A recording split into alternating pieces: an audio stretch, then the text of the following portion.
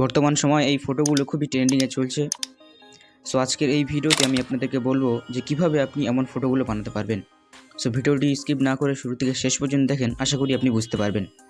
তো চলুন ভিডিওটি শুরু করা যাক। তো বন্ধুরা, আমরা এই কাজটি করার জন্য একটা এআই টুল ব্যবহার করব, যেটা হচ্ছে গুগল জেমিনাই। প্লে স্টোর থেকে আপনারা ডাউনলোড করে নেবেন। ডাউনলোড না করা থাকলে প্লে স্টোর থেকে ডাউনলোড করবেন। তারপরে জেমিনাই অ্যাপ্লিকেশনটি ওপেন করে এখান থেকে আপনি দেখতে চান প্লাস বলে একটি অপশান আছে। এই প্লাস অপশানে আপনি ক্লিক করবেন, ঠিক আছে। এই প্লাস অপশানে ক্লিক করার পরে আপনি এখানে গ্যালারি অপশানে ক্লিক করবেন। গ্যালারি থেকে আপনার যে ফটোটা এখানে আপলোড করতে চান সেই ফটোটা আপনি সিলেক্ট করে নেবেন, ঠিক আছে। সো আমি খুঁজে আমার একটা ফটো আমি একটা সিলেক্ট করে নিচ্ছি।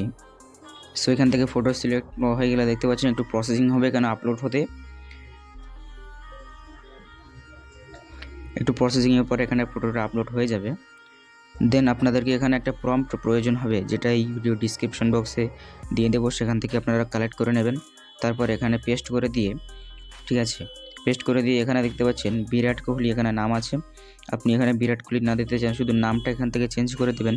দেওয়ার পরে সম্পূর্ণ প্রম্পটটি একই রেখে আপনি এখানে পেস্ট করে দেবেন, ঠিক আছে। শুধু নাম চেঞ্জ করবেন, বাকি পয়েন্টটা একই রাখবেন, তাহলে আপনার কাজটি হয়ে যাবে। এখানে বিরাট কোহলি আছে, সো বিরাট কোহলি থাক। আমি এখানে ফটো জেনারেট করবো বিরাট কোহলির সঙ্গে।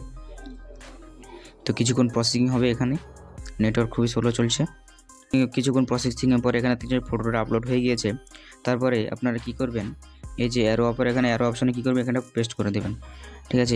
অ্যারো অপশানে ক্লিক করে দেওয়ার পরে কিছু সেকেন্ড এখানটায়, ঠিক আছে, ChatGPT থেকে সময় কম না এখানে ফটো জেনারেট করার জন্য।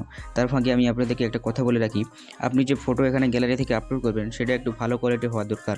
যত ভালো কোয়ালিটিতে আপনি এখানে ফটো আপলোড করবেন, তত ভালো কোয়ালিটিতে আপনার কিন্তু ফটোটা জেনারেট হবে, ঠিক আছে। সো এখানে দেখতে পাচ্ছি কিছুক্ষণ অপেক্ষা করার পরে আপনার ফটো কিন্তু জেনারেট হয়ে যাবে। দেখুন ফটো জেনারেট হয়ে গিয়েছে কথা বলতে বলতে। এখানে দেখতে পাচ্ছেন কত সুন্দর একটা এইচডি কোয়ালিটিতে এখানে ফটোটা কিন্তু জেনারেট হয়ে গেছে এইচডি কোয়ালিটিতে। সো এখান থেকে ডাউনলোড করার জন্য ফটোতে ক্লিক করবেন, রাইট সাইডে কর্নার ডাউনলোড অপশানে ক্লিক করবেন, সিম্পল এখানে ডাউনলোড হয়ে যাবে আপনার ফাইলটি।